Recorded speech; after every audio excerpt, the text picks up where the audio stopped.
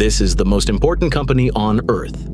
And its trillion-dollar empire hangs on a single drop of water it doesn't even own. Not Nvidia, not TSMC. Roughly 6 unseen firms decide whether the chips behind the AI boom get built at all. And 2 of them secretly hold the kill switch.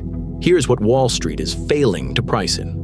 A modern AI chip isn't just carved from sand, it is rinsed into existence with water so violently pure, it is barely water anymore, and the massive machines that make it not built by the chip makers. They are built by a tiny, tightening circle of companies in Japan, France, and the United States. This isn't a cartel, the truth is far stranger. They are an oligopoly the market forgot to watch, and right now, they are swallowing each other whole. If their tap ever closes, the AI trade doesn't just slow down, it stalls. By the end, you will know exactly where this system can be choked and the 2 exact firms with their hand on the valve. Start with one silicon wafer, the raw dinner plate disk sliced into hundreds of AI chips. Industry engineers estimate it takes around 2,200 gallons of water to make a single 300mm wafer, and almost all of it must be ultra-pure. Now scale that up. One leading-edge factory drinks millions of gallons a day. TSMC's first Arizona fab runs on roughly 4.75 million gallons every single day. That isn't coolant. That is the chemical bath. The chip is washed in thousands of times. And if that bath stops, the most valuable production line on Earth stops with it. And here is the trap. This water must be cleaned to a level that sounds physically impossible. Parts per trillion.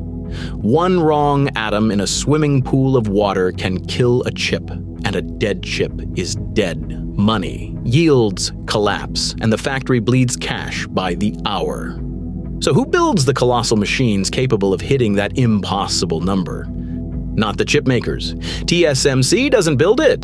Intel doesn't build it. They buy it from a circle of specialists so small you can count them on 2 hands. 6 firms. I will name all 6 right now, but the last 2, the ones that actually own the physical choke point, I am saving for the end. Once you see them, you cannot unsee them. Start with the 4 you can know right now. 3 are Japanese: Kurita, Organo, Nomura Microscience. Market researchers estimate those 3 alone supply more than 80% of the ultra-pure water systems inside the world's chip fabs. I want to be brutally honest, that is an estimate, not an audited fact, because this shadow industry barely reports on itself. But sit with that power. Every headline about Nvidia, every geopolitical fight over ASML's machines, quietly runs through a handful of firms most investors have never once typed into a search bar. That is 4. The 5th and 6th are where it gets dangerous. Now zoom out all the way. Veolia, the French water giant, projects that by 2030, the water used by data centers and chip factories combined will equal the water use of 46 million people. 46 million. An entire mid-sized nation's worth of water, vanishing into the machines that make and run AI. That is Veolia's own projection, and Veolia would know, because they are violently positioning themselves to sell that water. And this is the move almost no one is tracking. The companies that own this water are merging into each other right in front of us.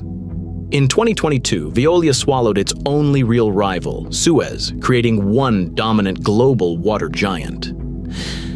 Then last year, the American chemical company Ecolab agreed to buy Ovivo's chipwater business for $1.8 billion in cash, a unit with around $500 million in sales and more than 900 employees closing this year. Veolia is now openly targeting more than 1 billion euros a year from data centers and chips by 2030, and just signed a single 16-year, $550 million contract to run the water for one American chip plant. The tap isn't just narrow, it is being violently squeezed into fewer and fewer hands, and every merger raises the price of saying no. So why should this threaten you specifically? Because we have already watched the system crack. In 2021, Taiwan, home to the most advanced chips on Earth, hit its worst drought since 1964. Reservoirs fell below 20%. Chip hubs were ordered to cut water use by up to 15%. TSMC's answer? Fleets of tanker trucks hauling water to the fabs by hand. Taiwanese media reported the company budgeted around 800 million Taiwan dollars, about 28.6 million US dollars, just for emergency water and trucks. When the water gets tight, the chips get tight. And when the chips get tight, the price of everything with a chip inside it, including the AI names sitting in your portfolio, moves. Now put it on one map and meet the final two. Hotter. Layer 1, the tap itself, the ultra-pure water systems, Japanese. Layer 2, the plumbing that runs the fab's water, French, led by Veolia. Layer 3, the microscopic membranes and resins that do the actual cleaning, the ultimate physical choke point. And here are the two names I held back: DuPont, American, and Lanxess, German. The atoms only come out of the water if their proprietary materials say so. 3 layers, 3 countries, 6 firms, 1 drop of water, and out the other side every AI chip on Earth. It is not a European cartel. That story is lazy. The real nightmare is worse. An oligopoly nobody is watching, quietly centralizing control while the world stares at the chips. Yeah, Chris. So here is the line worth fighting about below. The next bottleneck for AI is not compute and not even power. It's a glass of water no one is allowed to dirty. Here is the thread we just pulled, the one that should keep you up at night. Taiwan kept the world's chips alive with water trucks, but the data centers that run the AI those chips create are desperately thirsty too.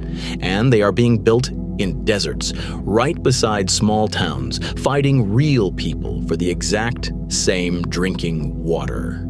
Next time, we follow the water out of the fab and into the data center, to the towns about to discover their local tap is now competing with a machine.